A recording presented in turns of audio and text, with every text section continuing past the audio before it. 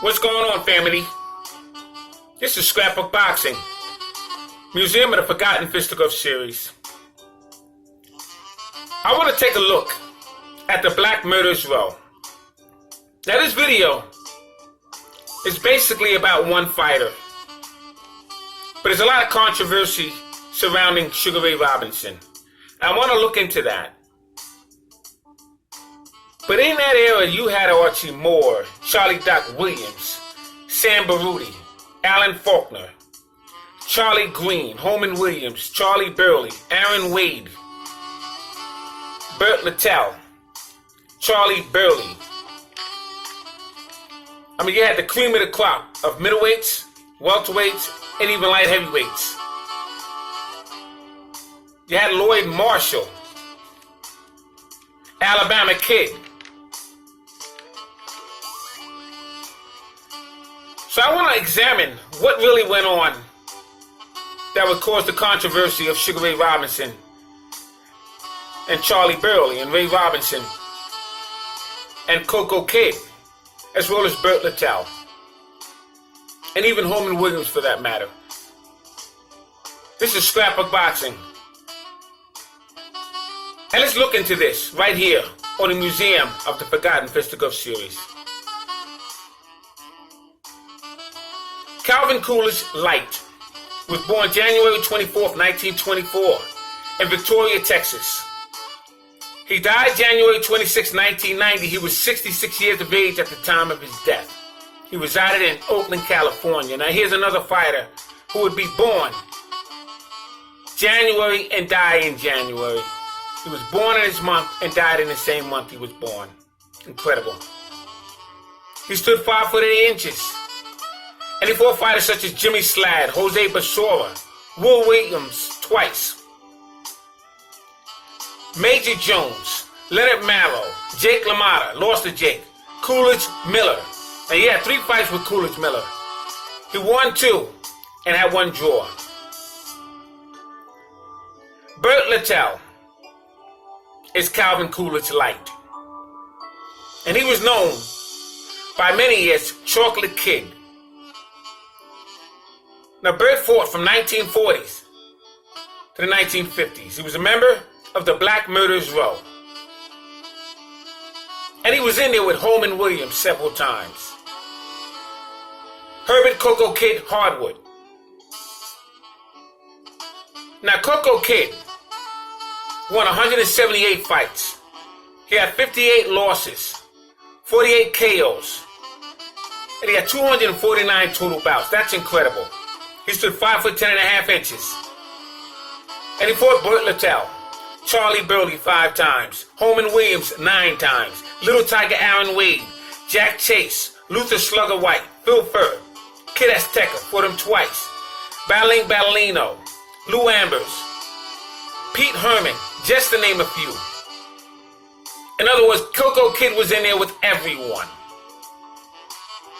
I have him ranked number 3, greatest Murderers Row fighter.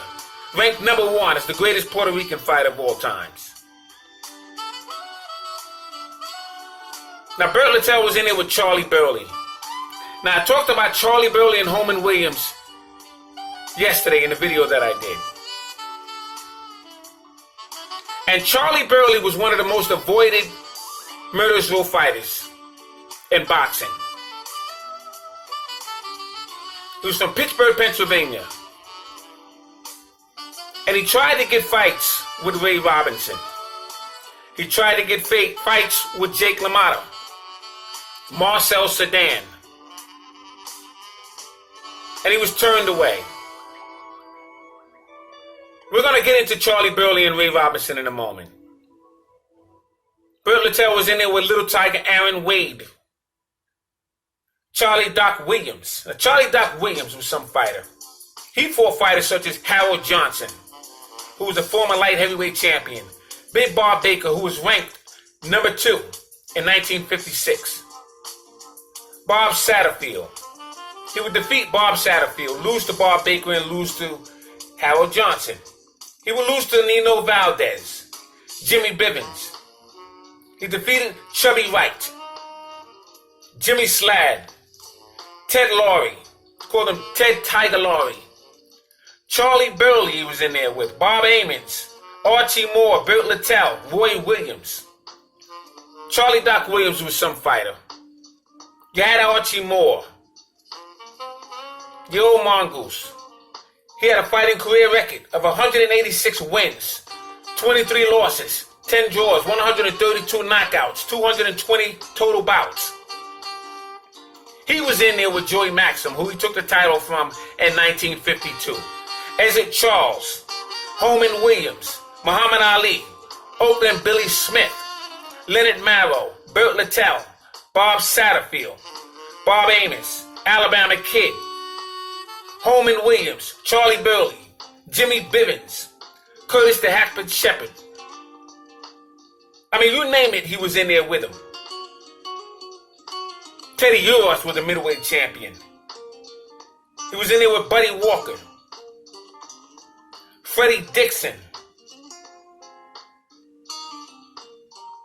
I mean, he was in there with everyone. One of his toughest fights was with Eddie Booker. He was another Black Murderous Row fighter. But Ezzard Charles and Archie Moore became champion.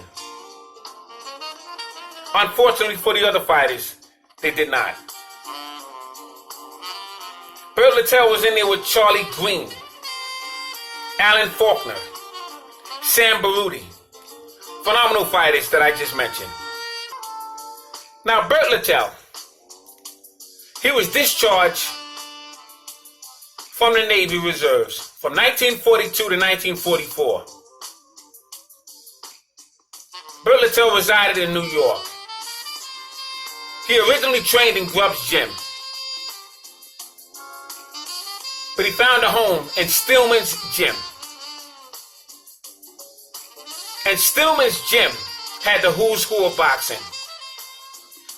They had all the media outlets, all the journalists were in Stillman's Gym.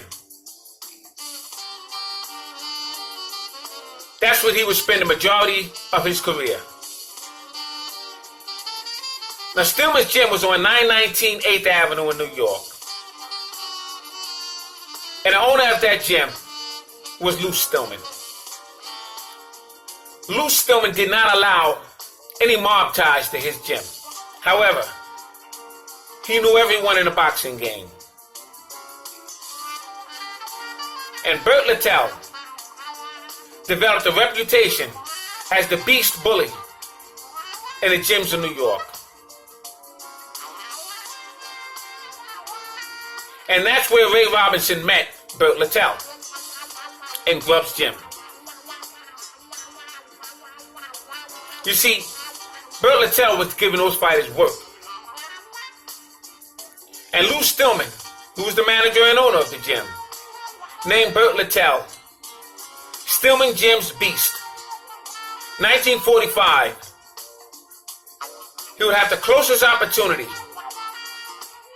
to fighting Ray Robinson. But there was a promoter by the name of Valentine. He had an agreement with Ray Robinson. Robinson was ranked number 1 in the welterweight division. He was scheduled to face the champion Marty Servo.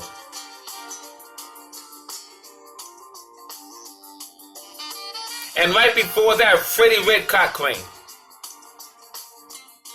But they froze the title. You see, 1942 and 1946, you didn't have many title fights. And so Ray Robinson was ranked number 1. He wasn't going to give up that ranking to take a risky fight with Burt Littell. The second agreement was made to Robinson for a fight with Freddie Red Cochrane. Robinson went back and demanded more money for Burt Littell. He said, if I'm going to lose my number 1 ranking to fight you, you're going to have to pay more money. He said, I'm 1 fight away for facing Marty Servo. or Freddie Red Cochran? Now, as soon as the title becomes unfrozen, we'll look and see what the landscape shows. So in 1946, Ray faced the number 7 ranked Ohio welterweight Tommy Bell. In 1948, a promoter by the name of Sam Silverman, who was out of Boston, presented Ray with $15,000 offer to face Burt Littell, guaranteed, and Ray could name the date.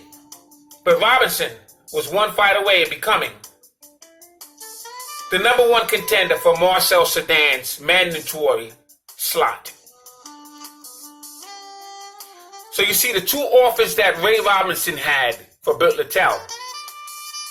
He was ranked number 1 as a welterweight for Freddie Red Cochran's title in 1942. But then the war came. He was also offered money to fight Burt Littell in 1945.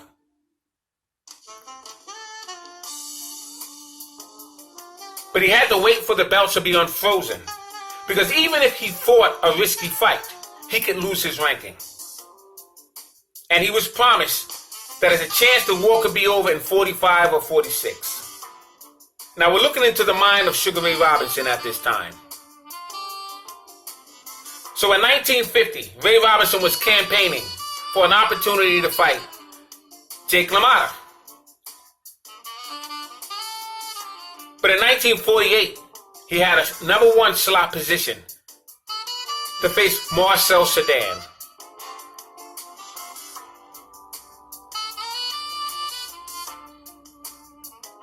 In 1948, Burt Littell was ranked number 1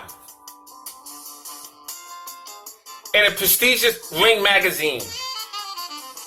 Now here's the issue. From 1941 to 1948, Tony Zale was the middleweight champion.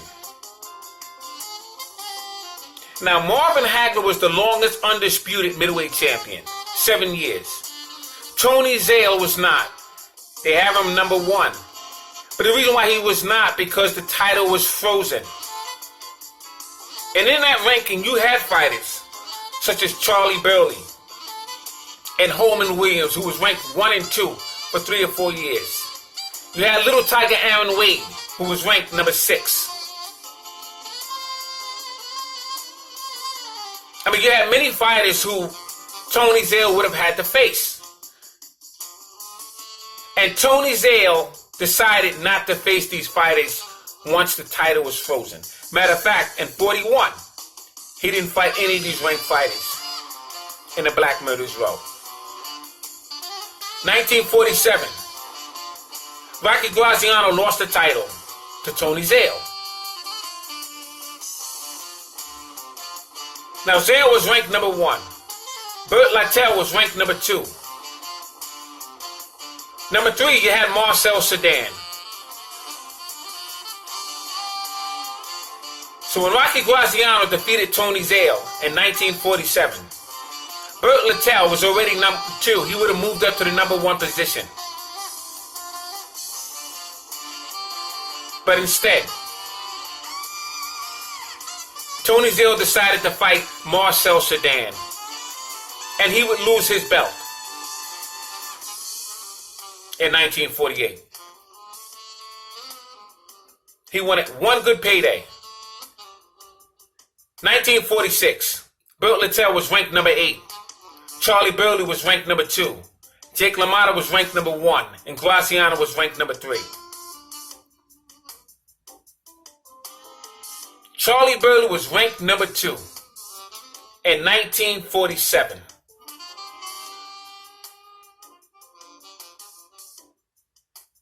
Incredible. Jake LaMotta steps ahead of Charlie Burley, as well as Graziano. Now in 1940, who's the number 4 ranked middleweight, was Archie Moore. Archie Moore never got a middleweight championship shot. 1945, the champion was Tony Zale. Number 1 rank was Holman Williams. Number 2 was Charlie Burley. Number 7 was Tiger Aaron Wade. Number 6 was B. Washington. Very good fighter, B.B. Washington. Number 10 was Burt Littell. Number 8 was George Wildcat Henry. Phenomenal. In the welterweight division, in 1945, Freddie Red Cochrane was the champion. Number 1 rank was Sugar Ray Robinson. Number 2 is Jimmy Doyle. So Ray Robinson had to fight his mandatory in Jimmy Doyle. R.I.P. to him. Robinson cracked Doyle with a left hook. He had a premonition that was going to happen. And unfortunately for Zale, he was in that dream. 1944. The champion was Tony Zale in the middleweight division. Number 1 rank was Holman Williams. Number 2 was Jake LaMotta. Number 3 was Charlie Burley. Number 7 was Coco Kid. Number 9 was Jack Chase. Now you have 4 murderous road fighters in that top 10. You mean to tell me none of them got a shot? So of course Ray Robinson is going to protect his ranking. He was ranked number 1 in 1942. He was ranked number 1 in 1945. And he was ranked number 1 in 1950. He was ranked number 1 in 1948. For welterweight all the way up to middleweight. 1944. The title was frozen. The champion was Freddie Red Cochrane. Number 1 rank was Henry Armstrong. Number 2 was Sugar Ray Robinson. This is 1944. Number 6 was B.B. Wright. And 10 was Billy Arnold from Philadelphia. 1943. Title was frozen. Middleweight champion Tony Zale. Number 1 ranked Jake LaMotta. Number 2 was Holman Williams. Number 10 was Archie Moore.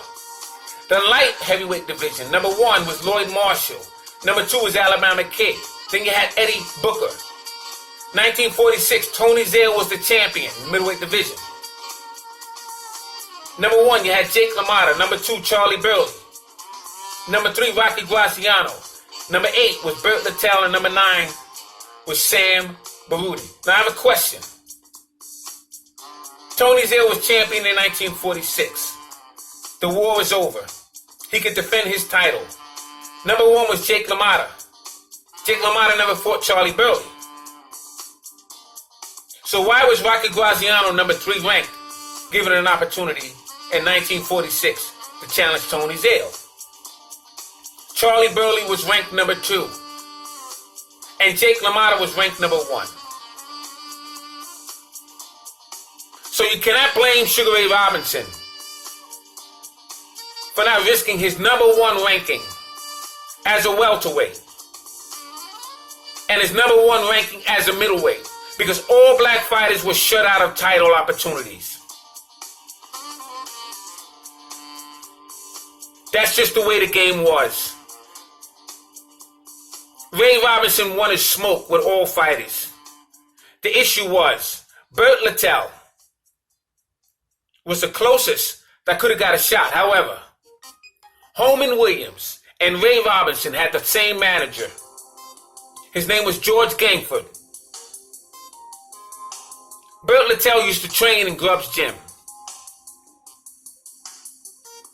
George Gangford had managed Holman Williams.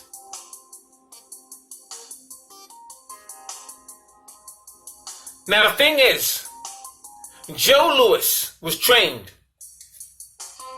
by George Blackburn.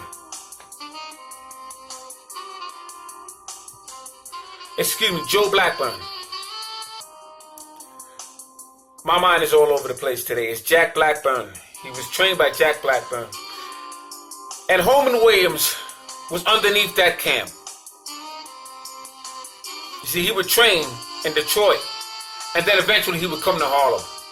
And he would train in Grubb's gym as well.